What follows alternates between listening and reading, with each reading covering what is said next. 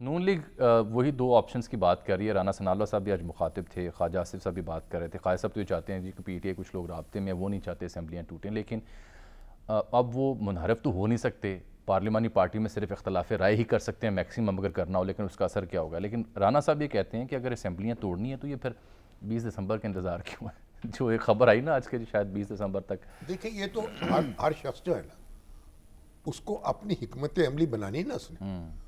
अब इमरान खान साहब को ये पता है कि उन्हें कितना दबाव बढ़ाना है, कहाँ बढ़ाना है, कहाँ फैसला करना है, कहाँ आगे कदम बढ़ाना है, कहाँ पीछे हटाना है अपने आप को, कैसे खामोश हो जाना है, कब बोलना है जोर जोर से।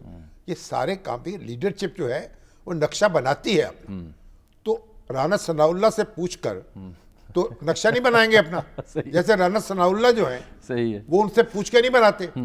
तो इमरान खान साहब जो हैं वो सरप्राइज देने के बादशाह हैं हमेशा।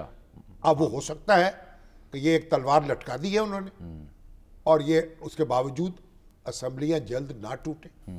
और क्योंकि चौधरी परवेज इलाही साहब ने तो दुनिया जहान के तरक्याती काम शुरू कर दिए। नहीं, अभी मजीद भी कोई अरकान असम्बली के लिए मेरी इत्तला है कि 25 अरब से ज़ायद के हो मंसूबा सकता है, उसकी भी मंजूरी लेकिन वो एक तलवार जो है वो लटकाए रखेंगे। वो तलवार कहाँ गिरेगी, किस पर गिरेगी। उस तलवार को लटकाए रखने का मुहर्रक क्या है, उसके बदले क्या चाहते हैं? वो चाहते हैं कि बस पलटना, झपटना, झपट कर पलटना, उसके बदले लहू गर्म रखने का है एक उसके बहाना। बदले तो बज़ाहिर वो एक ही बात करते हैं ना, हमें जल्द इलेक्शन चाहिए। फवाद चौधरी साहब कह रहे हैं हमें मार्च में इलेक्शन चाहिए। अगर वो नहीं मिलता तो कोई बात नहीं, उसके बदले फिर चाह क्या रहे हैं? गर्म तो एंगेजमेंट रहे ना अपने कारकुन, वो तो मसरूफ रहे ना। तो उनको तो आप वो उनको तो ये एक्सरसाइज कराते रहेंगे, ये योगा की मशकें हैं ना, वो कराते रहेंगे।